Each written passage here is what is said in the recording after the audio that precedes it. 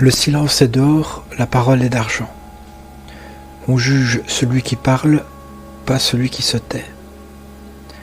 Dans le silence, on détecte tout. Par les mots, on explique les choses, dans le silence, on les vit. Le silence est respectueux.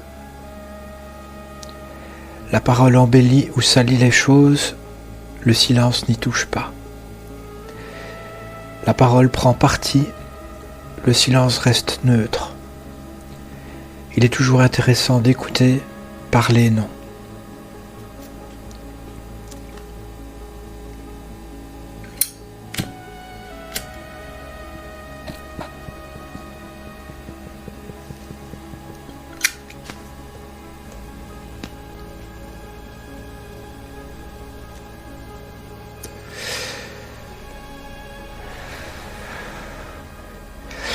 Le silence est d'or, la parole est d'argent.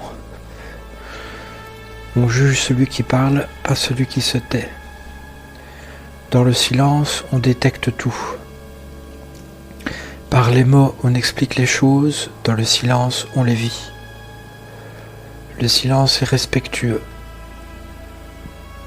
La parole embellit ou salit les choses, le silence n'y touche pas. La parole prend parti, le silence reste neutre. Il est toujours intéressant d'écouter, parler non.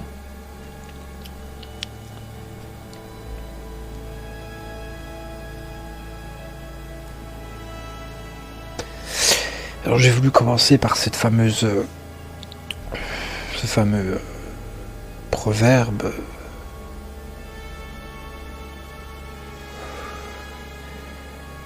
Le silence est d'or, la parole est d'argent. Proverbe ou maxime?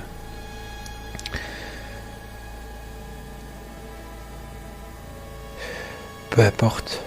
En tout cas, c'est une citation célèbre. J'ai voulu commencer par ça en titre.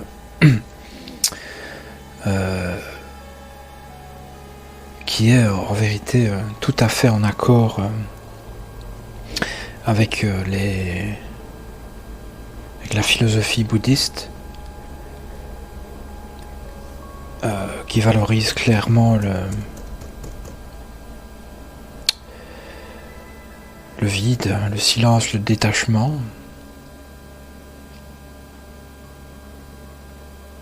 Et qui s'applique partout dans le monde. En vérité, bien des fois quand j'étais plus jeune, dans l'enfance, je l'ai entendu par des adultes.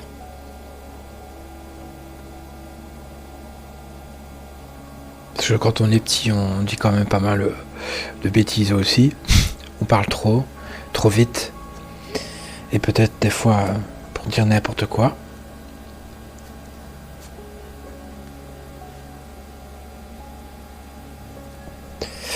Mais ça ne s'applique pas, bien sûr, que quand on est petit. À bien des égards,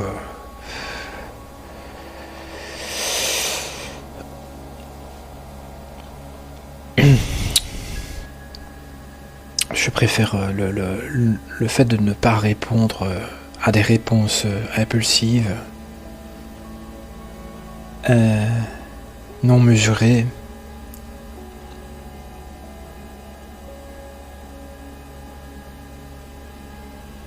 Ça peut être embrouillant pour les oreilles,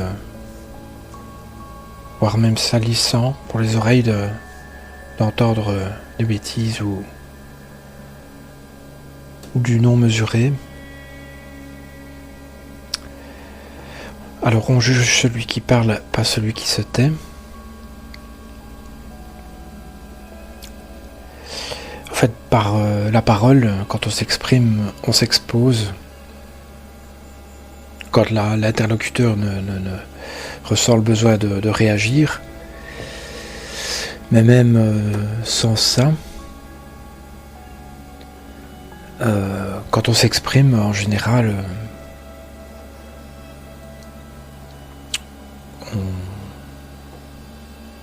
et qu'il y a des témoins, des observateurs il y a analyse et peut-être du jugement, alors que quand on ne dit rien,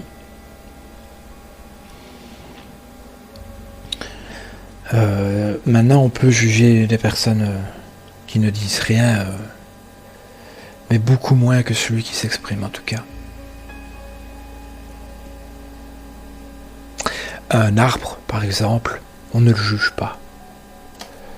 L'arbre, on peut lui dire, on peut faire et dire ce qu'on veut, lui ne nous juge pas et on ne juge pas un arbre ou un chat ou les animaux, par exemple. A priori, ça pourrait être la même chose pour les êtres humains. Dans le silence, on détecte tout. Oui. Enfin, en tout cas, beaucoup plus que quand on fait du bruit. On développe son attention.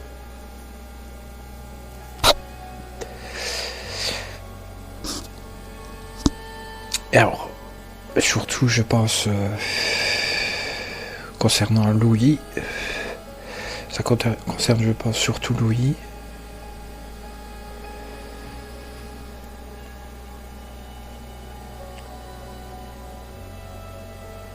Mais on observe de toute façon mieux quand on est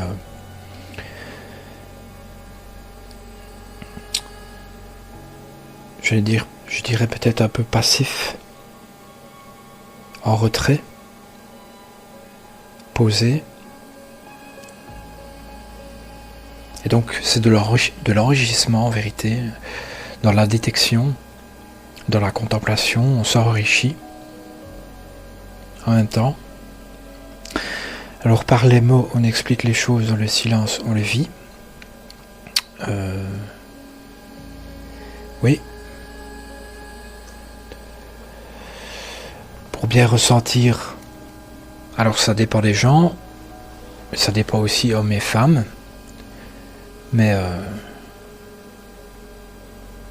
j'ai souvent eu l'impression en tout cas qu'on avait plus de sensations quand on se contentait de vivre les émotions, les sentiments, et de ne pas intellectualiser, de ne pas rendre logique ou d'intellectualiser par les mots, par la parole. Ça perd également en intensité, je trouve, des fois, lorsqu'on exprime, et là je parle également en tant qu'homme. Je sais quand même que les femmes ont plus de ressenti, de sensibilité et sont plus portées dans la communication, dans l'expression, par la parole entre autres. Donc moi je sais, peut-être que ça pourrait s'appliquer aux autres hommes. Quand on dit les choses, on pourrait risquer de moins les ressentir. Alors que les femmes, peut-être qu'elles le ressentent plus quand elles s'expriment. Je sais pas. Alors, le silence est respectueux. Oui.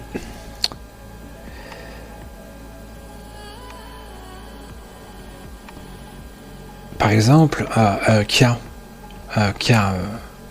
qui me semble pertinent par rapport à ce respect qu'on peut ressentir, qu'on peut montrer dans le silence, c'est face au drame dont la mort. Je pense par exemple dans des situations de décès, la meilleure chose à faire est de se taire, pour moi. Il faut se taire. Rajouter du blabla, etc. Alors aussi, quand même, on peut rendre hommage quand on s'exprime par rapport à la personne qui est décédée. Mais franchement, une situation par exemple, il y a maintenant peut-être 10 ans d'ici, il y a eu une fusillade à la place Saint-Lambert. J'étais dans les environs, j'étais sur Liège à ce moment-là, et toute la journée on a dû rester enfermés dans le bâtiment où on était, à l'école où j'étais. Mais tout le monde était confiné. On avait l'instruction d'eux. Et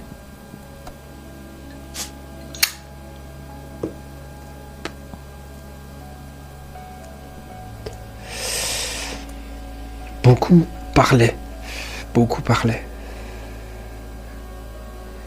Et il me semblait que la meilleure réaction, c'était de se taire parce que c'est très triste, au fait.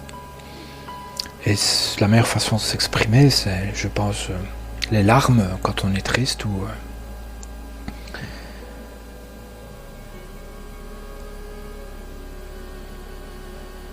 Et alors je m'étais tu une très très grosse partie de la journée, quoi. Jusqu'à rentrer chez moi mais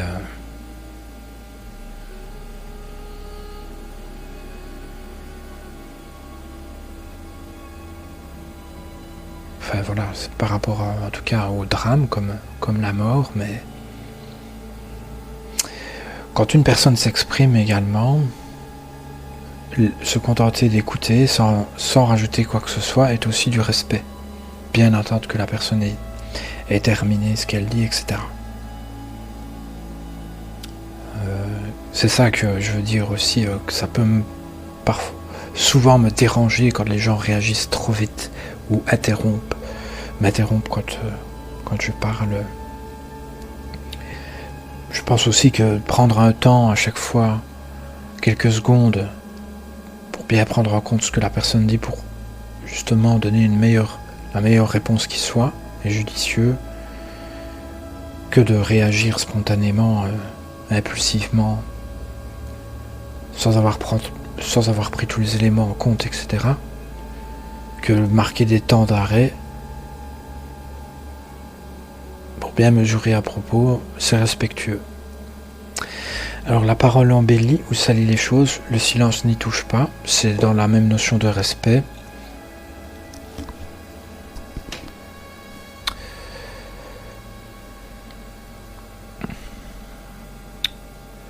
Un fait est un fait, alors que quand on exprime aussi judicieux qu'on puisse être et aussi objectif qu'on puisse être, il y aura toujours une part de subjectivité quand on veut relater quelque chose ou s'exprimer face à quelque chose. Il y aura toujours une part de subjectivité, tandis que si on doit peut-être bien relater un fait si on se contente de dire, par exemple, deux voitures ont eu une collision, point. Deux voitures ont une collision, point. J'ai mangé une pomme hier à midi, point. J'ai mangé une pomme hier à midi, point. C'est un fait relaté avec un minimum de subjectivité, et c'est du respect. Tu n'embellis pas ou tu ne salis pas. Manger une pomme, point.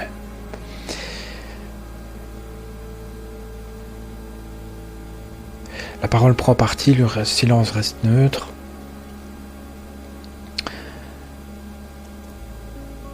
Aussi.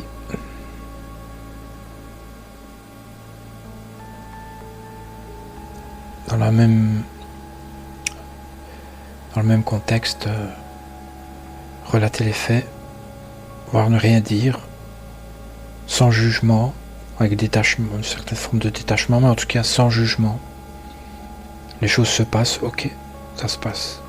Pas besoin d'en rajouter, pas besoin de faire de commentaires, de donner son avis, pas besoin. Et enfin, il est toujours intéressant d'écouter, alors que parler, non. Et là, j'aimerais m'appuyer avec une citation d'un philosophe de l'Antiquité, mais que d'autres ont repris par la suite aussi, qui est: si nous avons deux oreilles et une bouche, c'est que nous avons l'opportunité d'écouter 2 fois plus que ce que l'on parle. Et c'est plus enrichissant d'écouter que de parler.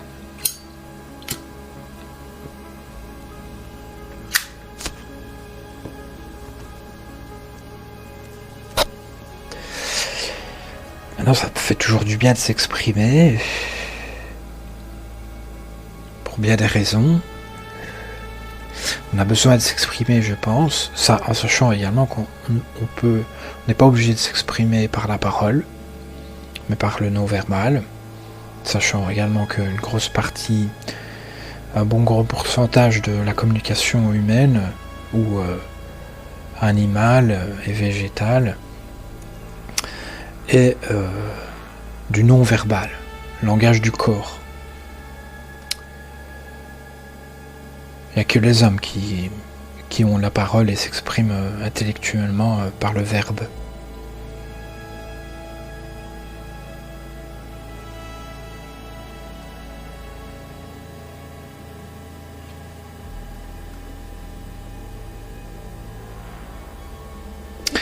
Ce qui me fait dire que peut-être que les animaux, par exemple, s'enrichissent en vérité des fois plus que les hommes, parce que, ou les enfants, ou les bébés, ou les enfants qui ne savent pas encore bien s'exprimer, s'enrichissent plus de par l'observation que l'expression.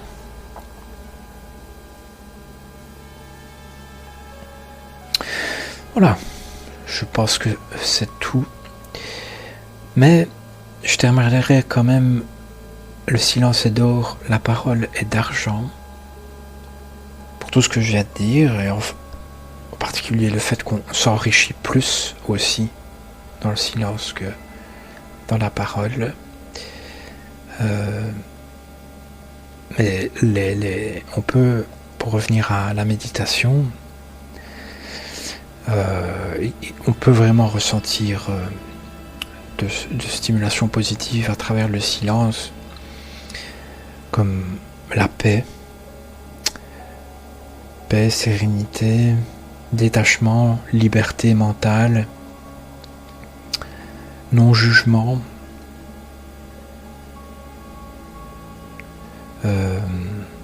relâchement, bien des stimulations positives à travers le silence et la méditation.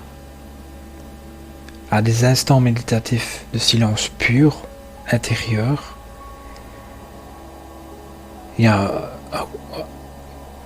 une grosse sensation de bien-être qu'on peut ressentir, et peut-être, ça c'est un mot, mais le mot amour me vient spontanément, plus facilement. C'est une forme d'amour qu'on peut ressentir face à la vie en général, la vie, l'instant présent. Et il n'y a peut-être pas de meilleur sentiment à ressentir. Là, je pense que c'est tout. Merci de me suivre et à demain ou à bientôt pour une nouvelle lecture.